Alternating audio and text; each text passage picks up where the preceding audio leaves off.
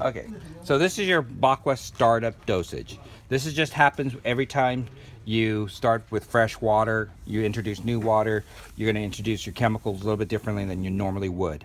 So based on your spa size, you'd come over here and just read and put the amount that it suggests. So what's our size? I have to look at your 450, I think. 450, yeah. So you would be putting in 4.5 ounces of this, 9 ounces. That's why you get two of these. These are both the same. Oxidizer. You always put more oxidizer than almost any other chemical, so that's always a bigger bottle when you buy it ref. And then 2 3/4, and that's only when you start up. And you want to make sure one is put in when it's warm. Right. So I always suggest wait till your water gets warm, and then you can put your chemicals in. Otherwise, you could put 2 and 3, and then wait to put one in.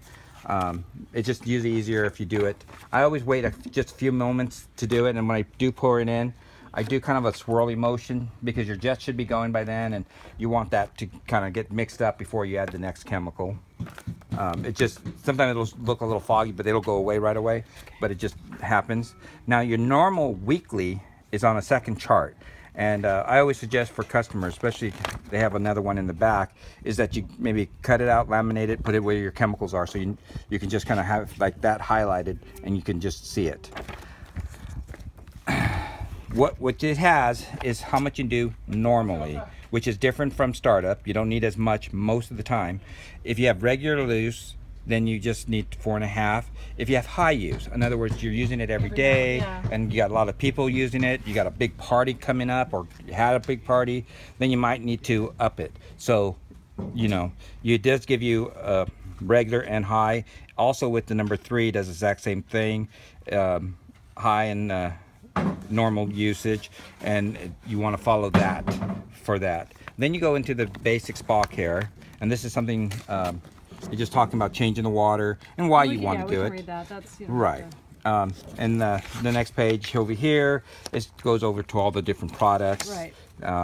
If you have any question, again, you can just ask. Talks about the safety, what you should do, never drink with it. The strips, they actually show you dunk it that way. We've learned since this been printed that you should do it horizontal. And again, when you're reading it, you should keep your stick horizontal.